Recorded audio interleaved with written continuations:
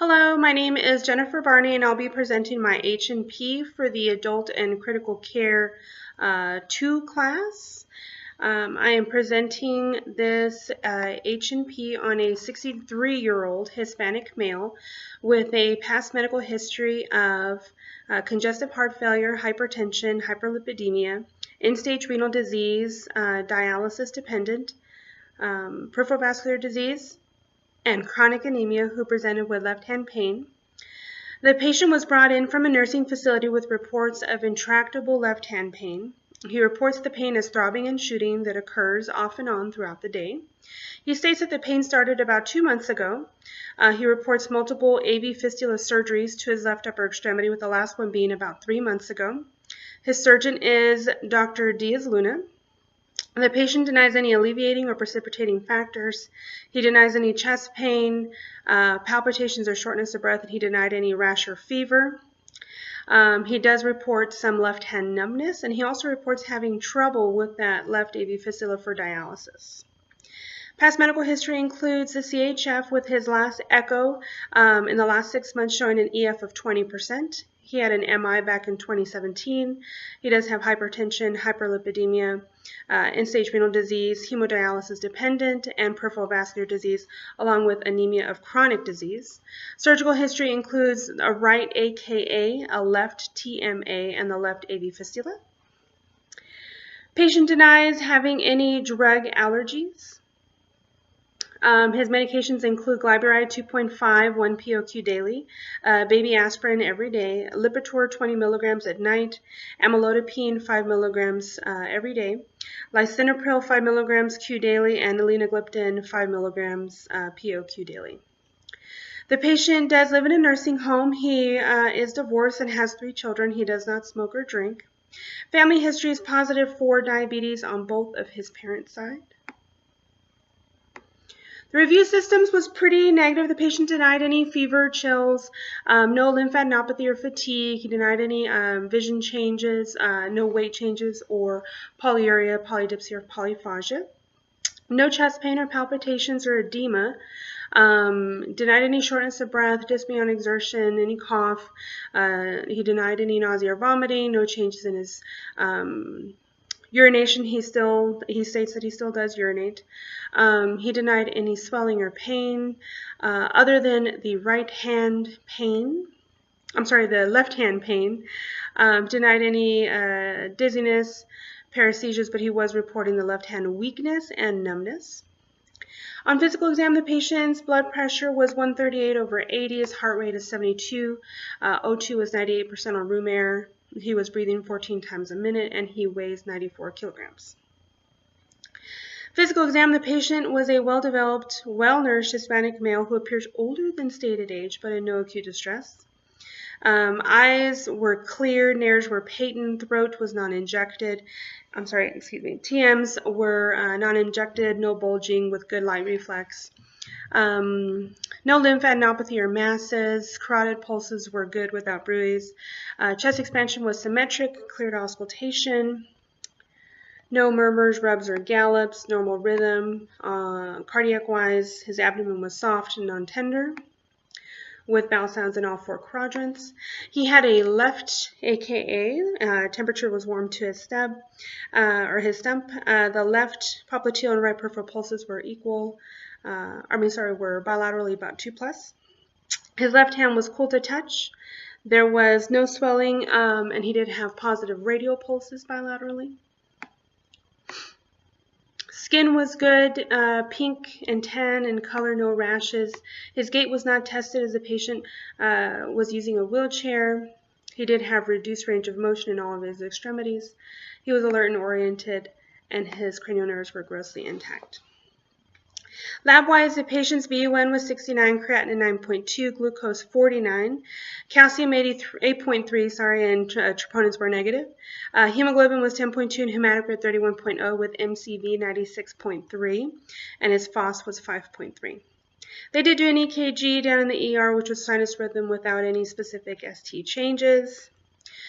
So overall, the assessment is a 63-year-old Hispanic male with a past medical history of CHF, hypertension, hyperlipidemia, ESRD on HD, PVD, and chronic anemia, who presents with the left-hand pain, having multiple surgeries to the left AV fistula with poor dialysis graft function.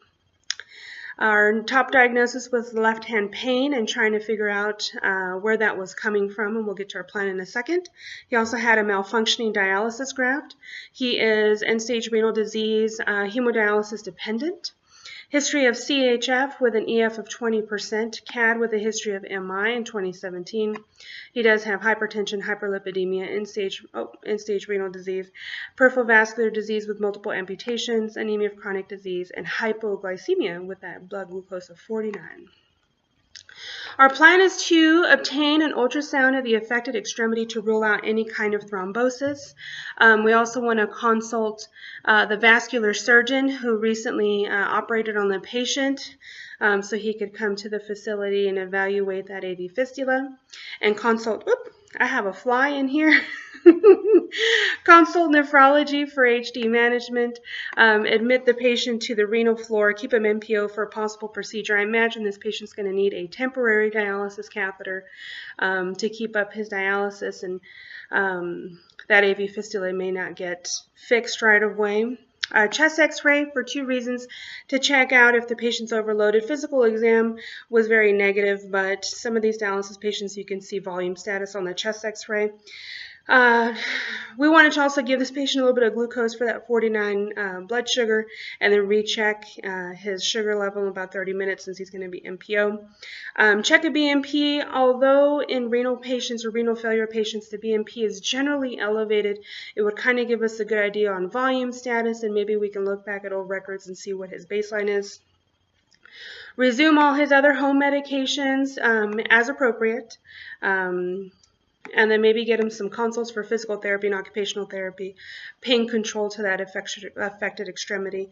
At this point, we wouldn't start any fluids. We'd kind of wait for the chest x-ray and the BNP to check his fluid status.